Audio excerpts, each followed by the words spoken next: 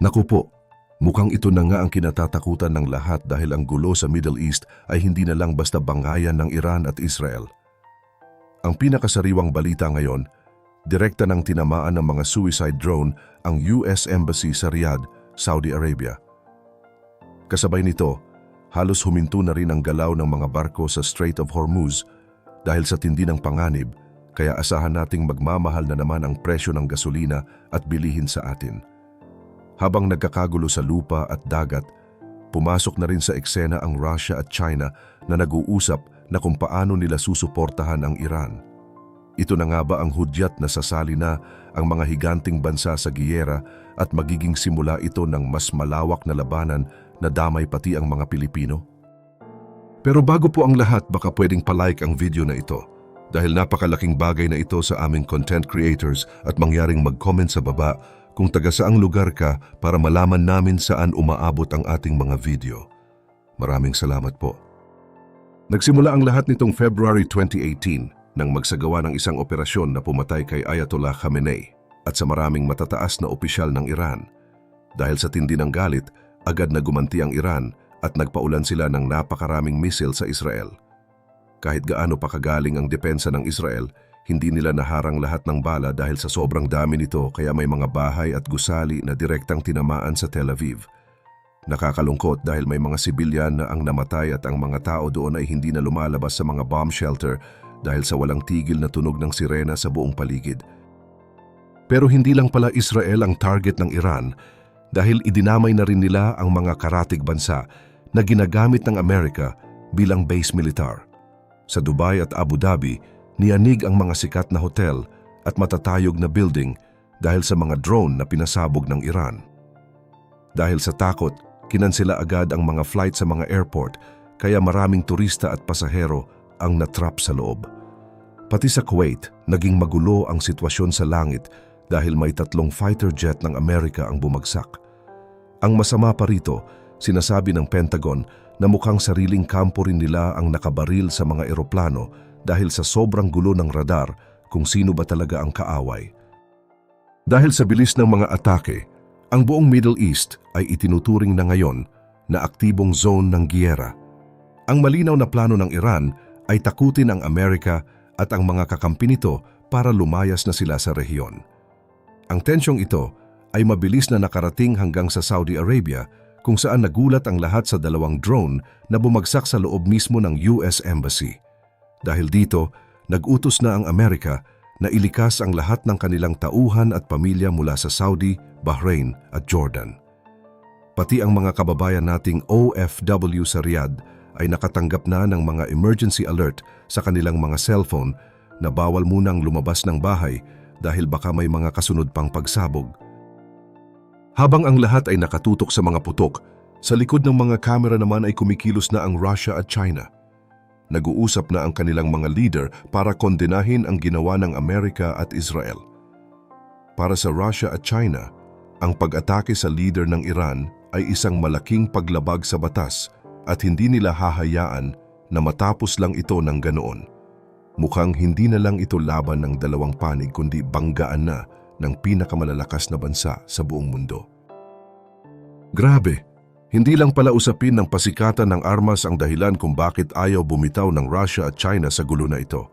May malalim na bulsa at usaping pera pala ang nakataya rito. Alam nyo ba na bilyon-bilyong dolyar ang investment ng Russia sa Iran?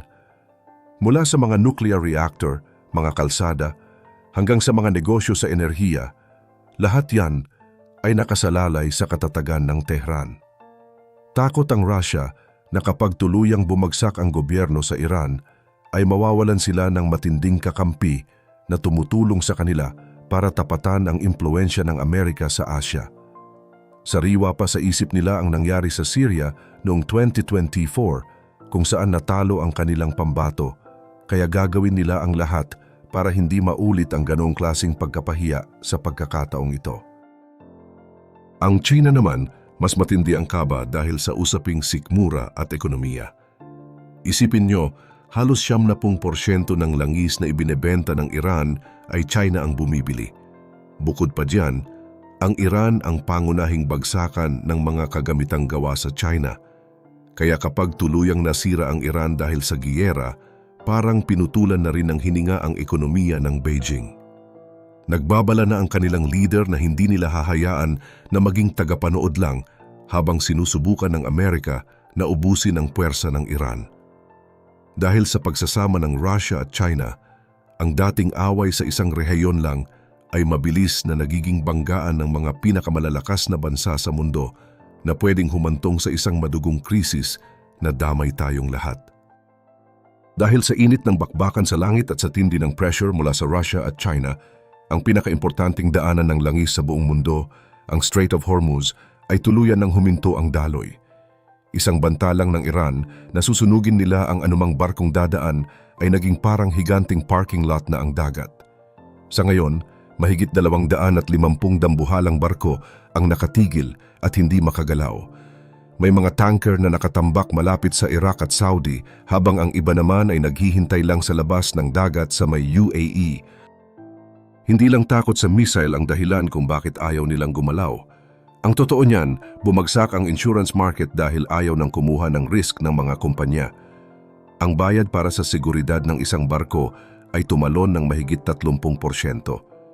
Isipin nyo, ang dating binabayarang $250,000 sa isang biyahe, ngayon ay kailangan na ng mahigit $375,000. Dahil sa laki ng gastos, mas pinili na ng mga shipping company na tumigil na lang muna kaysa itaya ang kanilang mga crew at kargamento. At hindi lang pala langis ang dala ng mga barkong ito. Marami sa kanila ay may kargang mga cellphone, piyesa ng sasakyan, at pati na pagkain na dapat ay ide-deliver sa iba't ibang panig ng mundo. Ang bawat oras na nakatigil sila ay bilyon-bilyong dolyar ang nawawala at nagdudulot ng matinding delay sa supply chain sa buong mundo. Dahil dito, biglang tumalon ang presyo ng krudo sa pandaigdigang merkado dahil ang 20% ng supply ng langis ay hindi na makalabas. Sa gitna ng nagbabagang gulo sa Middle East, ang pinakamalaking tanong na kinakaharap natin ngayon ay paano na ang ating mga kababayan? Ayon sa huling ulat ng Department of Migrant Workers, mahigit 1,400 Pilipino na ang nagmakaawa na makauwi agad sa Pilipinas. Karamihan sa kanila ay galing sa Dubai, Abu Dhabi at Israel, mga lugar na direkta ng inuulanan ng mga drone at missile nitong mga nakaraang araw. Pero ang masakit na katotohanan ay hindi ganoon kadali ang paglikas. Kahit handa ang ating gobyerno na magpadala ng mga eroplano, sarado o limitado naman ang operasyon ng mga airport sa UAE at Kuwait dahil sa mga pinsala at idineklarang no-fly zones. Isipin nyo, dahil itinuturing na aktibong combat area ang buong rehiyon, ang anumang civilian flight na papasok ay pwedeng mapagkamalan at tamaan ng missile sa gitna ng gulo sa himpapawid. Kaya ang utos sa ating mga kababayan doon, manatili muna sa mga safe zones o shelter hanggang sa magkaroon ng pagkakataong makalabas ng ligtas. Hindi lang sa Middle East nararamdaman ang epekto nito dahil nagsimula na ring manginig ang ating sariling ekonomiya. Dahil ang rehiyong ito ang pinanggagalingan ng malaking bahagi ng remittances ng bansa, ang anumang disruption sa trabaho sa Dubai o Riyadh ay direktang babawas sa dolyar na pumapasok sa Pilipinas. Bukod pa riyan, asahan na rin natin ang sunod-sunod na big-time oil price hike sa mga susunod na linggo.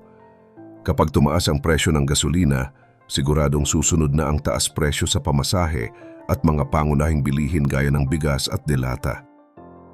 Sa ngayon, wala pang malinaw na sagot kung kailan hihinto ang putukan.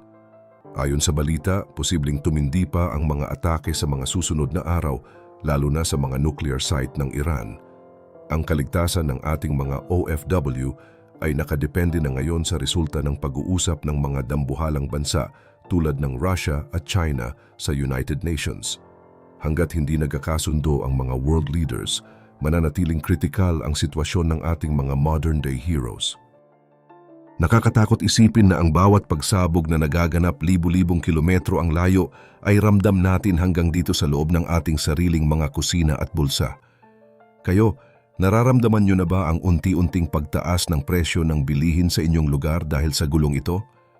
Ano ang masasabi nyo sa sitwasyon ng ating mga OFW na hindi pa makaalis sa gitna ng giyera? Ibahagi mo naman ang salobin mo sa comments below para maramdaman natin ang suporta ng bawat isa sa ganitong oras, at huwag rin kalimutang mag-like at subscribe para sa mas marami pang updates gaya nito.